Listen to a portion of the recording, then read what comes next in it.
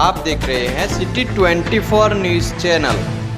રાષ્ટ્રીય દલિત અધિકાર મંચ દ્વારા ખેડૂતોના પ્રશ્ને માંગરોળ મામલતદારને આવેદનપત્ર પાઠવવામાં આવ્યું।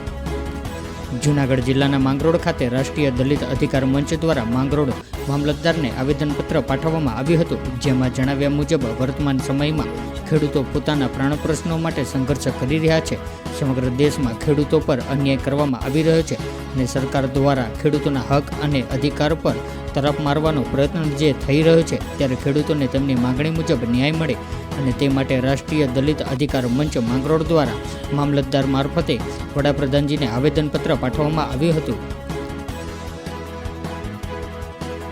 11/12/2020 રોજ અમે સમગ્ર રાષ્ટ્રીય દલિત અધિકાર મંચની ટીમ અને સમગ્ર માઇનોરિટી સમાજ દ્વારા જે વર્તમાન સમયમાં ખેડૂતોના પ્રશ્ન ચાલી રહ્યા છે તેના મારફતે અમે મામલતદાર સાહેબને આવેદનપત્ર આપેલું છે અને મામલતદાર સાહેબ દ્વારા માનનીય શ્રી નરેન્દ્રભાઈ મોદીને અમારા અને ખેડૂતોના તમામ પ્રશ્નો મળે અને ખેડૂતોના તમામ પ્રશ્નો સોલ્વ થાય અને દેશમાં જે ધરણાની પરિસ્થિતિ છે એ ઊભી થઈ અને કાયમ શાંતિની વ્યવસ્થા જળવાઈ રહે તેવી માંગણીઓ સાથે આજરોજ અમે મામલતદાર સાહેબને માંગરોળ આવેદનપત્ર પાઠવ્યું છે।